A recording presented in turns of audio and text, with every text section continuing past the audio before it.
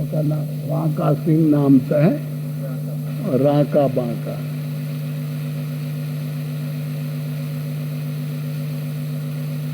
तो फिर वो इतना खुश हुआ ठाकुर कि वाह, इतना त्याग उसने बताया, मेरे प्रश्न का उत्तर दे दिया कि मट्टी पे मट्टी का डाल रहे। समझ गई उसके मन की भावना कि कोई चीज है, संपत्ति, तो मेरी कमजोरी को ये सोच के मट्टी दबा रहा है। तो उसने पहले ही जवाब दे दिया करे कि मट्टी पे मट्टी डाल रहे हो राख फलाने।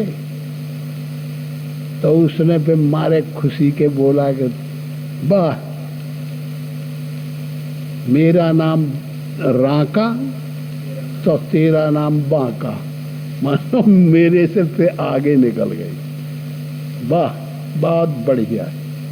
तो फिर वो पड़ी की पड़ी रह गई, दोनों अपने काम में लगे रहे। तो इतने इतने त्याग कितना प्रबल है बताइए। कोई जरूरी नहीं कि यूनिफॉर्म या वेशभूषा बनाया ही जाए। अनेक प्रकार के भगवान के भक्ति वाले होते हैं, नाना वेश, नाना रूपों में, नाना विभिन्न तरीकों से कैसे कैसे परमात्मा के भक्त इस संसार में जहाँ तहाँ पाए जाते हैं।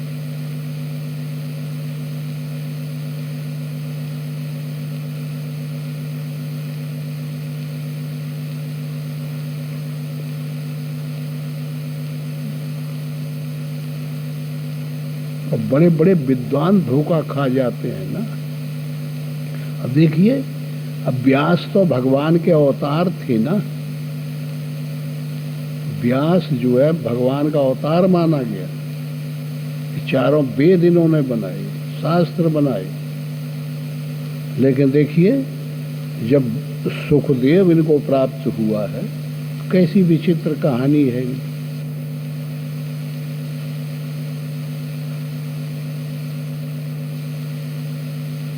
कि जहां पैदा हुआ, समझते हैं, तो वो भाग दिया। नार पुरैन सहित निकला और निकल के भागा और जंगल पकड़ लिया सुखदेव। तो अंदर से माई दाई लड़कियां दौड़ी, कहे वो लड़का पैदा हुआ और भगवान व्यास जी, और वह निकल के जंगल भाग गया। कई जात है इधर की तरफ निकल गया, क्योंकि 12 साल में पैदा हुआ था ना सुखदेव। ये सुखदेव सुग्गा का लड़का था। ये वही जो अमर कथा भगवान पार्वती को सुनाए थे शंकर जी, और उसमें पार्वती जब सो गई थी और वो खोखले में जो सुग्गा का बच्चा था वो हुंकरी पानने लगा, और जब समाप्त हो गई कथा तो फिर इनको ख्याल आया, तो उधर से हुंकरी आ रही थी और पार्वती को नींद आ गई।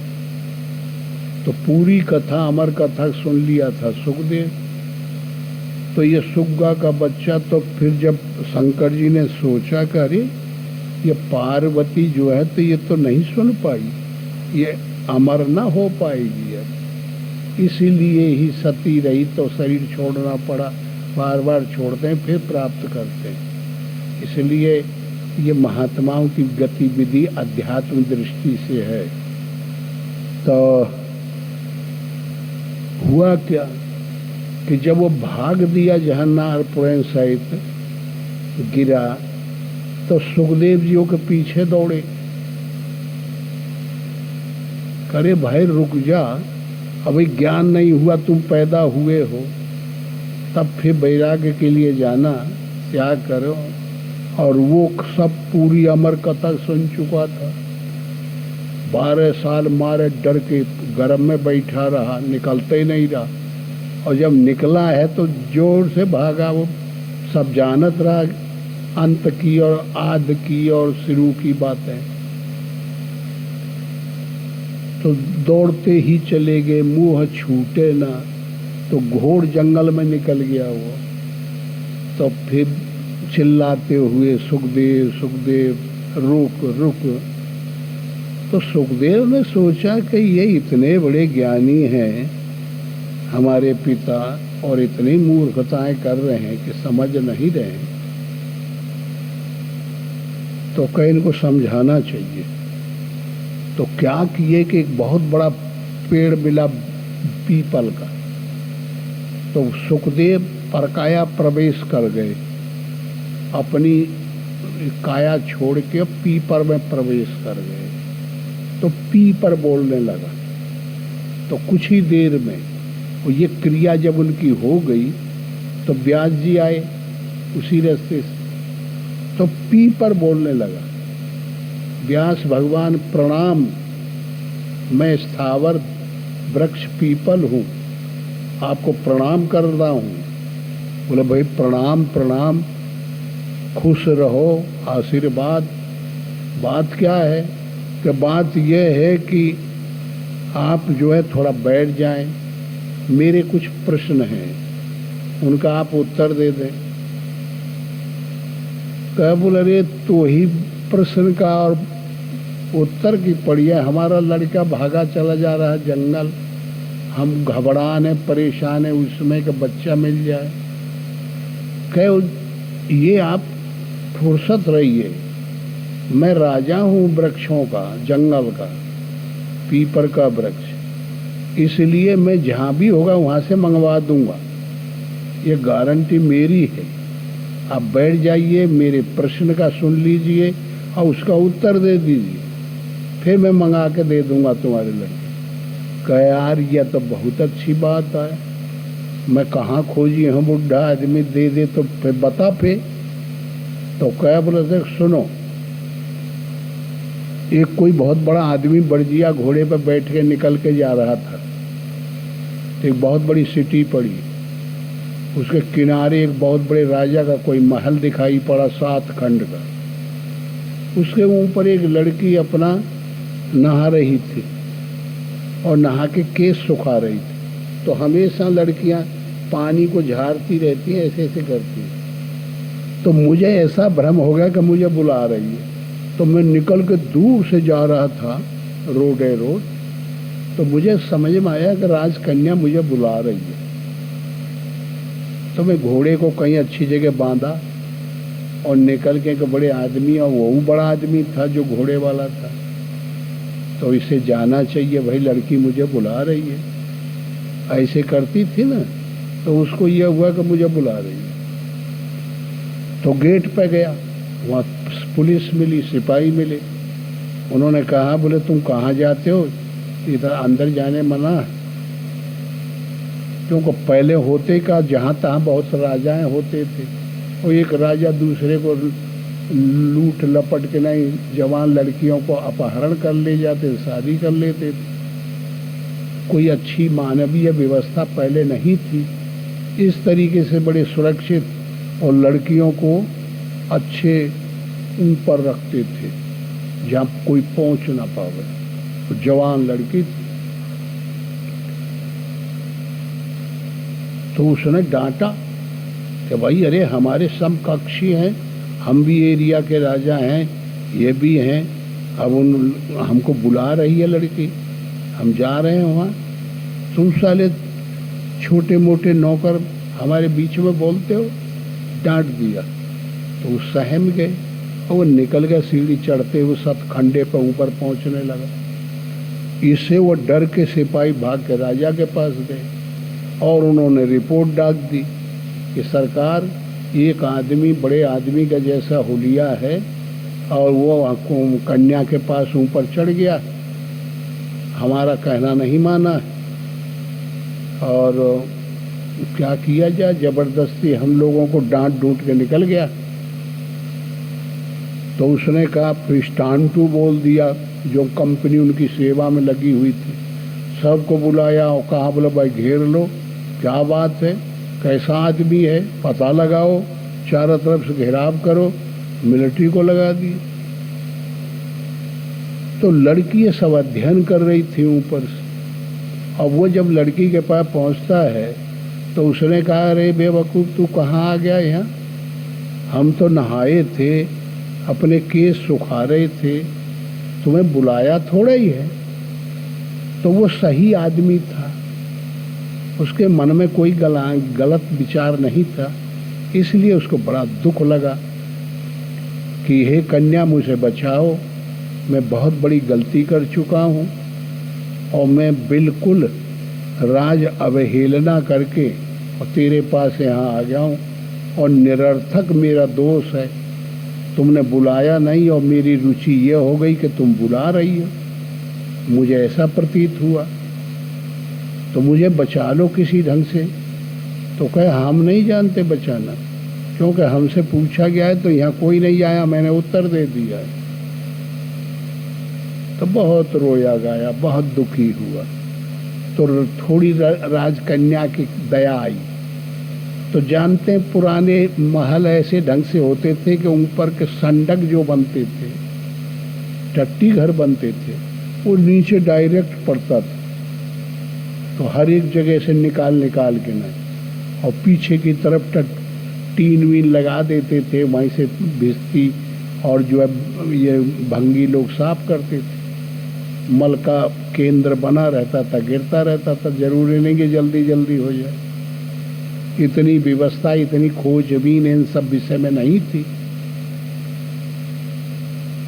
तो उसी में जहाँ से लोग टट्टी होते हैं वहीं से नीचे से निकल के मैं रसरी फांस के और उसमें उसको लटका दिया, पैर बांध दिए कि तुम ये में लटके रहो, ये में कोई नहीं आएगा तुम्हें देखने, जब मुझे समय मिलेगा तो मैं छोड़ के तेरे को निकाल दूंगा। ऐसा दोनों में तालमेल हो गया और तलवार उसके हाथ से छीन ली लड़की ने। उसने कहा बोले जैसा कहो भाई, अब मुझसे गलती ही तो हो गई है। तो वो लटका रहा। अब इतने में कुछ सिपाही आए, देख दाख के चले गए, कहा बोले यहाँ तो कोई नहीं। तो फिर यह हुआ कि वो सब लोग बड़े सशंकित होकर पूरी कंपनी की कंपनी टूट पड़ी कि सरकार हमको आज्ञा दिया जाए। साक्षात हम लोग 4 आदमी देखे हैं, भूत रहा, जिंद रहा, कि देव रहा, कि किन्नर रहा, कि गंधर्व रहा, साला गया कहाँ? हमारी आंखों के आगे से गया है, हम इसको देखना चाहते हैं। तो एक तरफ सैकड़ों आदमी महल में खोजने लगे। तो लड़की सब अध्ययन कर रही थी। तो कहे अब न मानेंगे, अब तो यही पकड़ ही लेंगे, अब हम बिल्कुल झूठे बन जाएंगे कि लड़की की बेईमानी आए। तो वह दौड़ के जाती है और कहती है कि देख रस्तागीर, हम तेरी रसरी काटते हैं, अब तुम मल के कूप में गिरना, अब भाग्य से बच जाना तो फिर निकल के भाग जाना, और मर जाना तो तुम अपने कर्म से जानना। हम रसरी काटते हैं। वो रोते ही रह गया, गाता ही रह गया, इतने में रसरी काट दी। तो धड़ाम दे सीना कई खंड के नीचे मल के कूप में गिरा। पेशाब और टट्टी का केंद्र था। तो ममन लहसड़ का सारा सब आफत का घर बना और निकल के भागा, बचा गया, ज़्यादा रहा, थोड़ा थोड़ा चोट आई और भाग के कोनो तालाब में कूदा, नहाया धोया किसी ढंग से, और फिर कोई अच्छी जगह परिचय वाले पहुंचा, तेल फुले लगा के कपड़ा बदला के 2-1 घंटा आराम कर आके, और फिर व्यास जी से ये प्रश्न बता रहा है। कौन? पीपल। कि व्यास जी अब ये बताइए, ये हालत हुई यात्री की हुई, तो अब हम आपसे ये पूछ रहे हैं व्यास जी, क्योंकि आप जैसा विद्वान कभी मुझे यह जंगल में मिलेगा नहीं, मैं चलने वाला था नहीं, तो बड़ा अच्छा मेरा प्रश्न है, और आपके जैसा उत्तर देने वाला इतना तगड़ा विद्वान दुनिया में नहीं होगा, इसलिए आप दे ही देंगे इसका उत्तर। इसलिए आप सोच समझ के इसका उत्तर दे दीजिए कि यह बताइए कि अब घोड़ा पर चढ़ के और सज धज के और वो चल रहा है, और लड़की कहती है कि आओ यात्री, हम तुमसे प्यार करेंगे, तो उसको जाना चाहिए कि नहीं जाना चाहिए? पीपर कहता है व्यास जी से। तो कहे बोला अच्छा यार, बहुत भारी प्रश्न तुमने बनाया, मेरे विचार से तो अब नहीं जाना चाहिए, अब तो सारे का सब होगा हुआ का। तो व्यास जी बोले कि अब कहा करी जाए कि नहीं जाना चाहिए। तो कहे फिर खट निकल के सुखदेव पीपर से बाहर हो गए, खड़े हो गए। ऐसे फटकार के नहीं कहे, बोले मैं अपनी कथा कहा हूँ बाबा, समझ नहीं पायो, या पीपन न हो, मैं बोल रहा हूँ, तुमसे बात कर रहा हूँ। मैं माता का, ये 7 खंड का ये शरीर बना है, 7 धातु का। माता के गर्भ में मैं उल्टा टंगड़ी फांसी 12 साल टंगा रहा हूँ, टट्टी जहाँ से, और पेशाब निकलता जाता है। अब मुश्किल से रोवत रोवत मेरी रसरी कटी है तो मैं निकल के गिरा हूँ ये पृथ्वी रे, ये दुनिया का मल पृथ्वी में, और निकल के भागा चला जा रहा हूँ भगवान का ज्ञान रूपी स्नान करके, और निकल के भागा जा रहा हूँ भगवान को प्राप्त करने के लिए, ज्ञान को पाने के लिए। अब फिर तुम कहते हो कि फिर मोह रूपी वो लड़की कहती है तुम्हारे अंदर से कि आजा बेटा, कहाँ जा रहे हो? भाई तुमने कुछ नहीं किया, तो अब तुमने तो निर्णय दे दिया ना कि नहीं जाना चाहिए, तो मुझे काहे ले जा रहे हो वो फिर मकान में और शरीर में फांसने के लिए माया में? समझ में आया?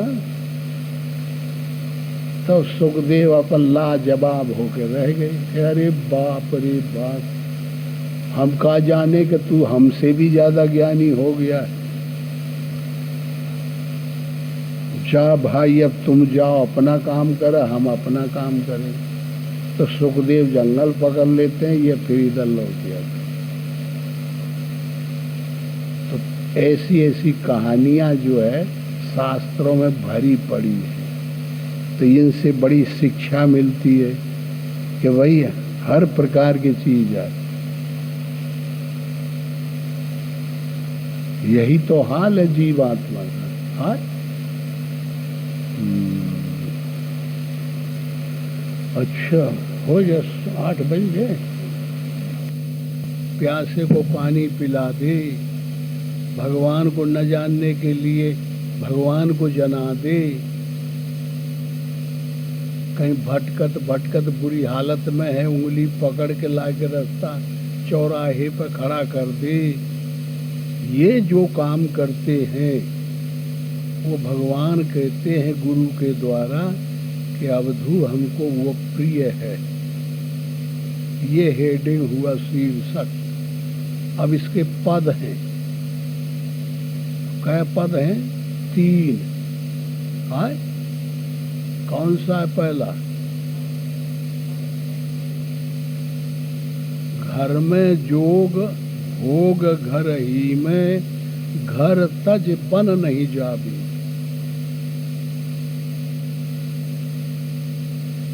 अब वो जो हेडिंग दिया है कि भूले को घर लावे,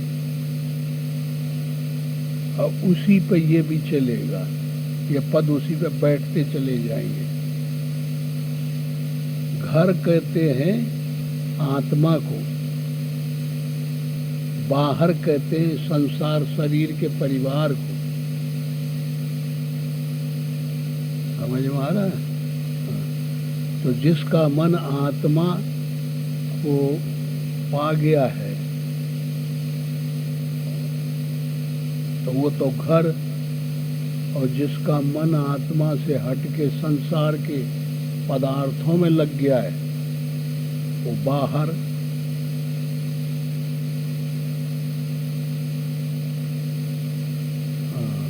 क्या है, तुम लोग कब के निकले हो? उस दायरे में प्रवेश कर गया है, इसलिए कितना भर भटाइए, कितना रोइए, कितना गाओगे, तुम हर हालत में उसमें आ जाओगे। इसलिए तुम्हें चिंता की जरूरत नहीं है। और जो दैवी संप्रदाय में नहीं पहुंचते, आसुरी संप्रदाय वाले हैं, उनके लिए कठिनाई है। उसमें जो एडमिशन ले लिया है, उस दायरे में, उस बाड़ा में जो प्रवेश कर गया है, तो वह जिधर जाई तिधर बार मिलेगी, निकले न पाई वो बाड़ा से। तो इसलिए तब चिंता का विषय है। इसलिए इधर तो ऐसे बाड़ा में तुम घुस गए हो कि वो में जिधर जाओगे तिधर धक्का लगेगा। तुम कितना रोओगे तो हमसे साक्ष्य देने वाले खड़े हैं, रोना बंद कर देंगे। और जो उस आसुरी संपत्ति में होता उस बड़ा में घुसा होता तो ही को ना मिलता, रोते रहते और वहीं बरबटा दे। तो इसलिए मैं जिधर धक्का खाओगे, जिधर भड़बड़ाओगे, तिधर कुछ न कुछ मदद मिलती जाएगी, और धक्का खाते खूते उधर ही जाओगे जिधर मैं हूँ, मेरी तरफ खिंचा चला जाएगा आदमी। दैवी संपदा का यह सामूहिक गुण है, और आसुरी संपदा का सामूहिक गुण है कि जो नर आसुरी संपदा से सद्गुणों दुर्गुणों से आश्रित हो गया है, आसक्त हो गया है, जन्म से उसी को एडमिशन ले लिया है, उसी में पैदा हो गया है, उसके लिए बड़ी कठिनता है। वो कैसे निकलते हैं ऐसी बात नहीं है, लेकिन उसमें दिक्कत बहुत बड़ी आए। उसमें जब बहुत बड़ा एक्सीडेंट हो, बहुत बड़ा भारी जो है तिकड़मबाजी हो, तो भाई कोई आत्माएं फिर इसमें आ जाती हैं, और इसकी कोई आत्मा बड़ी कठिनता से किसी समय वो में चली जाती है। जैसे कोई अब श्राप दे दिया ऋषि ने कि जा सारे ते नरक भोग, तो वो बीटो और बड़ा भारी विल पावर के द्वारा धकेला जा रहा है वहाँ, तो जाना ही पड़ेगा उसको। या कोई ऐसे उनमें ऐसा कोई काम कर बैठा अचानक, जैसे हम लोग यहाँ गाया करते हैं भजनों में कि मीरा ने कौन नहीं, उसने सबरी ने कौन बहादुरी की थी, नीच घर की थी तो आपने ऐसा कर दिया, सदन के कसाई ने कौन बहादुरी की। तो ये सब वहीं के रहे ना आसुरी प्रवृत्ति वाले। हाँ, गीध ने कौन तुम्हारा बाप रहा कि खामिस भोगी रहा, बेईमानी करता रहा, ये सब कौन पार्टी में कौन संप्रदाय वाले आए? आसुरी वाले। तो काहे तुमने उनका उद्धार कर दिया। तो भगवान के पास बीटो है, वो चाहे तो एक बुराई के वहां से खींच के उद्धार कर देगा, उसके पास अधिकार है। उसको जैसे कितने पहले के जमाने में कत्ल माफ थे लोगों के, 7 कम से कम। हाँ, माफ हो। ऐसे भगवान जो है उसके माफ रहते हैं हर चीज। वो बुरे को भला बना दे, भले को बुरा बना दे। और ये तो प्राकृतिक नियमों का कथन है, नियम बताया जा रहे हैं। अब इसमें परमात्मा चाहे तो नर की हो वह का उद्धार कर देगा, वो के पास ताकत है, क्षमता है, एक्स्ट्रा बड़ी भारी ताकत है। जैसे वाल्मीकि जी। हाँ, जैसे वो कहते हैं कि अगर सूरज और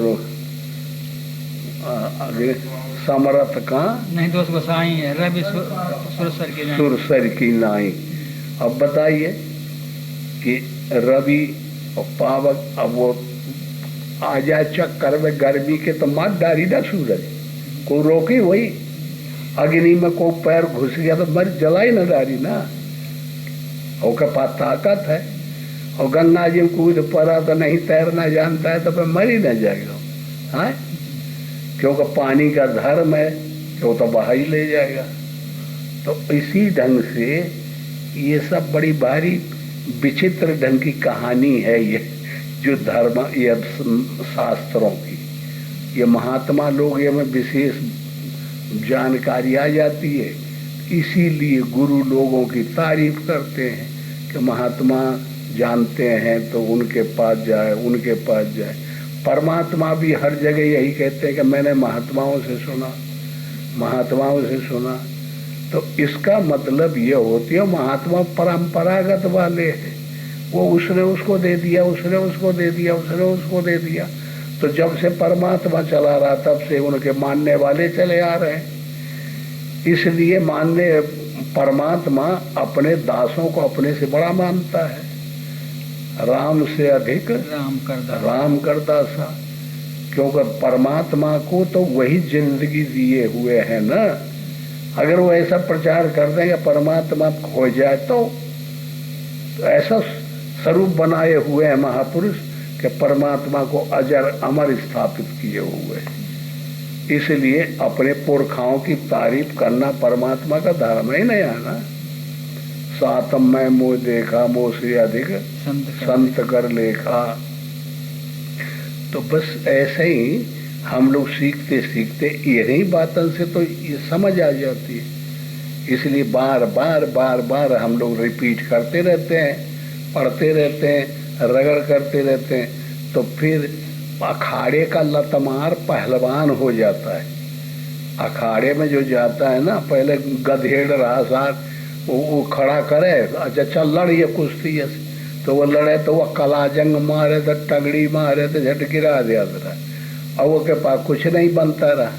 लेकिन लपटत लपटत रगड़त रगड़त रगड़त मार खात खात वो सबसे अच्छा पहलवान बन जाता है। ऐसी योग्यता आ जाती। कोई जरूरी नहीं कि वो एक ही आदमी जानकार है दूसरे से नहीं बनेगा, सब कोई बन सकता है।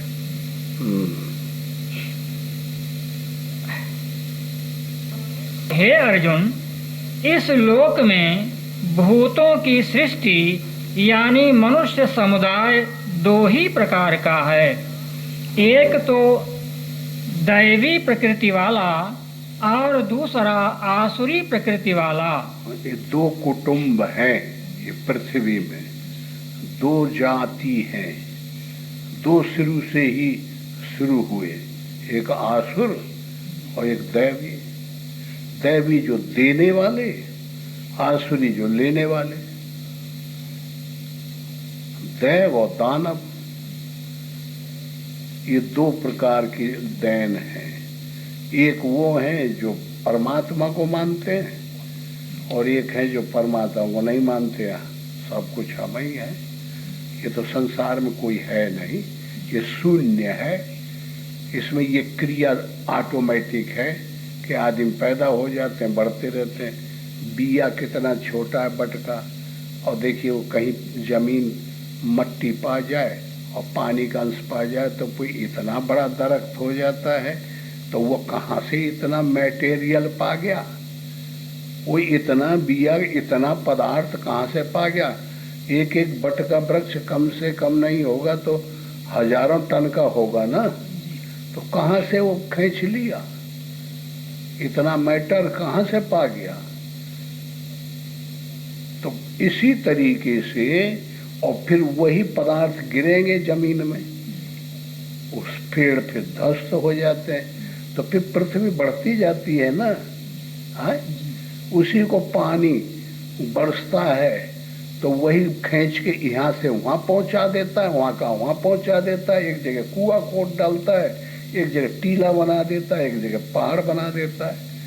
अब उसमें गर्मी टेम्परेचर है, फ़ारेनहाइट डिग्री हीट है, सेल्सियस है, तो ये गर्म दे दे करके उसी एक मट्टी के ढेला को पत्थर बनाते जाते हैं, और दूसरे जो है तो रांगा बनाते जाते हैं, तीसरे टेम्पर और कम दे करके सिल्वर बनता जाता है, गोल्ड बनता जाता है, हीरा बनता जाता है, तांबा बनता जाता है। ऐसे गर्मी और ठंडी से ये सब होते जाते हैं। ऐसे ऑटोमेटिक सिस्टम है, ऐसे इसका बनाने वाला कोई है नहीं, ये तो वैसे ही है, अपने आप होता है। मनुष्य सबसे श्रेष्ठ है, इसको इसको उपभोग करना चाहिए। ऐसा सिद्धांत आसुरों का है, असुरों का। वो मानते हैं भगवान नाम की कोई चीज नहीं। अच्छा, और भगवान अगर कोई पूजा पार्टी और जो दैवी प्रिय करते हैं तो उनसे वो चिढ़ते हैं। इसलिए रावण ने महात्माओं को पिटवाया और क्या क्या किया, और मंदिरों को ये नष्ट किया। अच्छा, ऐसे ही जो है तो वो जो रहा हुआ हिरणाक्ष और हिरणाकश्यप, इन लोगों ने यही किया। फिर वो एक रहे दोनों, वो कौन, इनके भी पहले जलंधर है, और एक वो दोनों मधुकैटभ सबसे पहले के, यहाँ से शुरू हुआ। अच्छा, वो परंपराएं चलती चली जाती है। तो ये सब अंदर की बातें हैं, ये बाहर नहीं। ये फिर है पुरानी, चाहे बाहर पैदा हुई हो, वो फिर आदमी, ये सृष्टि ऐसी है कि वो अंश नहीं अंदर चले जाकर ना पेड़ बन गया, और वो उर्वरक पेड़ बन गई, पेड़ से पत्ते बन गए, पत्ते से फिर फल बन गया, फिर बन गया, फिर बदल गया। तो ऐसे वो अंदर की चीज आ जाती है। अब हमारे अंदर जो होगा वो ना शरीर करेगा। हाँ, अंदर जो प्राण बनेगी तो वाणी में आएगी, पहले मन में आती है, फिर वाणी में आती है, फिर कहने में आ जाती है, फिर करने में आ जाती है, फिर कहने में आ जाती है। तो इस प्रकार ये क्रियाएं चलती रहती हैं। इसका नाम है सृष्टि। तो ये दो किस्म की है, ये में दो परिवार हैं, दो कुटुंब हैं, दो शैली हैं, दो संप्रदाय हैं, दो जात की पढ़ाई है, दो जात की शैली है। ये मान्यता खुद भगवान ने दे रखी है, भगवान ने स्वयं दे रखी है। क्यों दे रखी है कि देव और दानव अगर नहीं होंगे तो दोए के बगैर आनुवांशिक गुण नहीं आएंगे। अब एक में एक पना होता नहीं, एक से एक में एक नहीं बनेगा। इसलिए एक दूसरे के पूरक होना चाहिए। सुबह है तो शाम उसके अपोजिट अपने आप बन के तैयार हो जाएगा। जैसे घड़ी का पेंडुलम है, अगर इतना पूरा वहां तक जब पहुंच जाएगा तो फिर यहाँ तक आ ही जाएगा वो, और जब यहाँ तक आ जाएगा तो उधर जाए करी, और यहाँ ना पहुंची तो इधर पहुंची, यहाँ ना पहुंच पाएगा। तो ऐसे ये अनुन्यान्य आश्रय दोष आए, ये हो वही करेगा। जब हमको हंसी आएगी तो रुलाई आ वही करेगी, और जो रुलाई आ गई है तो हंसाई आ वही करेगी। ये नियम है। असत्य है तो असत्य हो वही करेगा। बगैर असत्य के सत्य के प्रतीति नहीं होगी, बगैर झूठ के ईमानदारी का ज्ञान ही नहीं होगा, बगैर मरे के जिंदगी का कोई मतलब ही नहीं होगा। इसलिए जिंदगी का मतलब ही है मरण, और मरण का मतलब है जिंदगी। दुख का मतलब है सुख, और सुख का मतलब है दुख। एक दूसरे के पूरक है। अगर रात ना हो तो दिन आएगा, दिन ना हो तो रात आएगी। इसलिए एक दूसरे के पूरक है। ये अनुन्यान्य आश्रय दोष है, इस पर सृष्टि चलती है। इसलिए मैं ये इनका मूल दो परिवार, इसी को गीता में पहले कह दिया ना, शुक्र पक्ष और कृष्ण पक्ष। इसी को कह दिया कि भाई आसुरी प्रवृत्ति और दैवी प्रवृत्ति। इसी को कह दिया है कि भाई वो देवयान पितृयान, हाँ, देवयान पितृयान और पितृयान, उत्तरायण और दक्षिणायन, दक्षिणायन उत्तरायण। इसी को कह दिया कि सकाम और निष्काम। बस सब चीज थोड़ा थोड़ा बदलाव लेके ऐसे बनते चले जाते हैं, तो ये समझ में आ जाते हैं। और परमात्मा इसमें दो का झगड़ा करने के बाद में वो अलग खड़ा हो गया। अब ये दोनों ऑटोमेटिक हो गया। काल बाधित है नहीं, काल अबाधित हो गया। ये बस निरंतर चलता रहेगा, निरंतर चलता रहेगा। और वो अलग खड़ा है, वो ये कला जानता है इसकी, इसलिए वो अलग हो गया। और लोगों से कहता है कि कला तू लोग सब सीखो, तो मेरे में आते जाओगे, इससे मुक्त हो जाओगे, इसमें नहीं जाओगे। और जो नहीं जानेगा तो सर्कुलेशन में बहता चले, आता रहेगा, चलता रहेगा। और इसको जान जाओ तो जहाँ जाने तहाँ तुमसे ये भिन्न होकर के और मेरे को प्राप्त करा देगा। और न जानने से ये पीसता रहेगा। चलती चक्की देख दिया कबीरा रोए, हाँ, दो पाटन के बीच में साबत बचा न कोई। ये दो यही पाट आए, इनके बीच में सब पिस जाता है, बुरा भला जो भी हो। और जो इन पाटों को समझ लिया और इसके रहस्य को अंतर जगत से जान गया तो ये अपना काम करेगा। जानने वाला वो में मिल जाता है, जो अलग कोई चीज खड़ी हुई है, जो इतना निर्लेप है कि इसमें आ जाती है और फिर ये पीस नहीं पाती। इतना निर्लेप हो चुका है वो पुरुषोत्तम, ये में घुस जाती है और इसे छू नहीं जाती। जैसे उदाहरण के लिए सुरसा ने मुंह फाड़ा था ना हनुमान को खाने के लिए, तो हनुमान घबरा गए थे कि ससुर हम मुश्किल से तो जीव डाल के और जहाँ मन, तो साथी लोगों ने हमको ज्ञान कराया कि भगवान के काम के लिए क्योंकि एक हनुमान को एक देवता ने, देवी देवता ने आशीर्वाद दिया था ना कि तू ही जो जितने डिग्री मिली है सब कोई याद न रही है। तो हनुमान बेहोश रहते हैं और तभी वो डिग्री के स्थान बने हुए हैं। अगर वो जान जाए तो डिग्री भाग जाएंगी सब, ये प्रकृति खींच लेगी।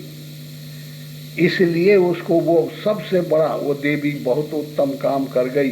जो सब देवताओं ने दिया आशीर्वाद, जल ने दिया, अग्नि ने दिया, वायु ने दिया, सूर्य ने दिया, इंद्र ने दिया कि मेरे पास जो क्षमता है हनुमान तेरे को मिल जाए। और जब सबसे बाद में एक डुकरिया को आई और उसने कहा कि हनुमान मैं तो कई यही आशीर्वाद देते हो कि तो ही कोई चीज याद ना रही, तब पे हो गया वो भगवान का रूप ले लिया हनुमान। और वो बनी है, अब निकले न पाई है, जा बंद हो गई। अब जब तो कोई याद कराएगा, जरूरत पड़ेगी तो तुमको याद आ जाएंगी, तो तुमसे ये छूट के जाने का नाम नहीं लेंगी। अब तुम सर्कुलेशन से बाहर हो रहे। तो वो सबसे बड़ा काम तो हनुमान ने करके दिखाया। सुरसा ने जा मुंह फाड़ा तो कहा, बोला माता मैं अपने काम के लिए थोड़े जा रहा हूँ, संसार की नीति रखी उनके सामने। ये नई तर्क नहीं, पुरानी तर्क है कि मैं अपने काम के लिए जाऊं तो तेरा जरूर खाने का हक है। क्यों जाते हो? शास्त्र वर्जित है। क्यों इच्छा का अनपेक्ष रहो, अनारंभ रहो, अनिकेत रहो? ये तुम इच्छा क्यों करते हो? ये दोष है, अनपेक्ष है। हम इच्छा करते हैं तो खा जाना चाहिए प्रकृति रूपी सुपन खा वो सुरसा को। तो मैंने इच्छा नहीं किया है, मैं तो भगवान के काम के लिए जाऊं, अनपेक्ष होके जा रहा हूं ना। तो कह मैं नहीं जानती, मेरी क्षमता इतनी है कि इच्छा और अनपेक्ष दोनों को खा डालूंगी। बोला अच्छा, लिमिट पार कर गई। तो हनुमान परेशान हो गए, करे इसके लिए तो कोई दूसरा उपाय करना पड़ेगा। वो युक्ति हमारा, वो दाव हमारा नहीं चला, काट गई। तो हनुमान फिर जो और सोचे, गंभीर हुए।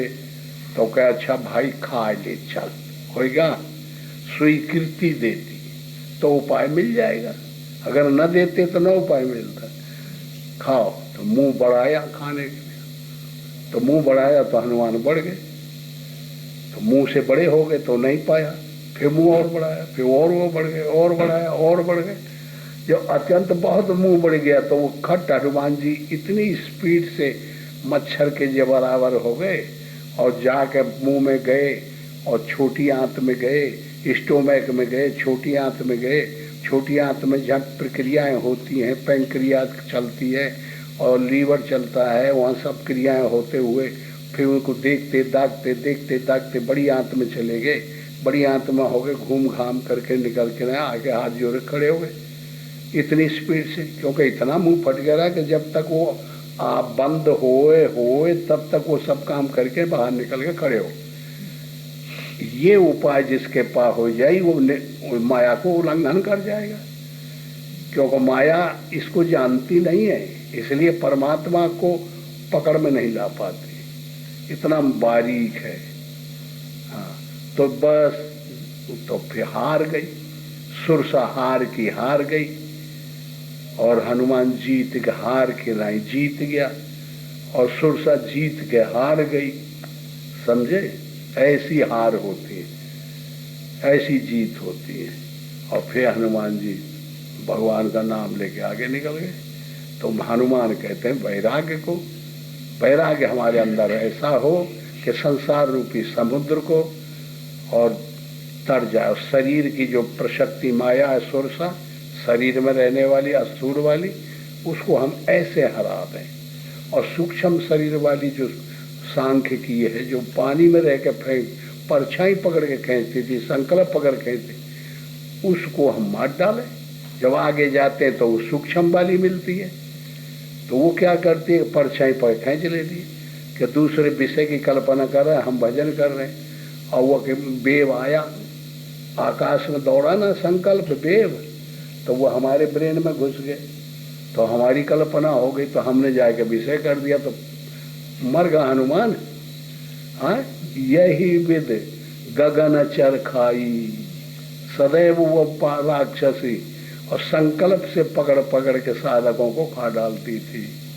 सोई छल हनुमान से कीना, ताय मारे मारुत सुत बीरा, बारिद पार गयो मत धीरा। निकल गया, संकल्प काट दिया कि मेरा संकल्प नहीं है, ये किसी दूसरे का बेव है, हटा। फिर निकल गया। फिर तीसरी कारण की प्रशक्ति कहाँ मिलती है? लंकिनी। 3 देह है ना, और तीनों प्रकृति के क्षेत्र है, और हमारा एग्जाम ले सकती है जाने वाले का, जो इनका त्याग करके भगवान की तरफ जाना चाहता है। तो लंकिनी मिली, तो उसका काम है कि जिसमें चोर जो इससे चोरी करके निकलना भागना चाहता है उसको लंकिनी रोकेगी ना। ये ब्रह्मा ने उसको कवर दिया था, कहा मुझको ब्रह्मा ने पहरेदारी पर रख दिया, करे कहाँ जा रहा है चोर, मशक का रूप धारण के जा रहा तो पता लगा ले।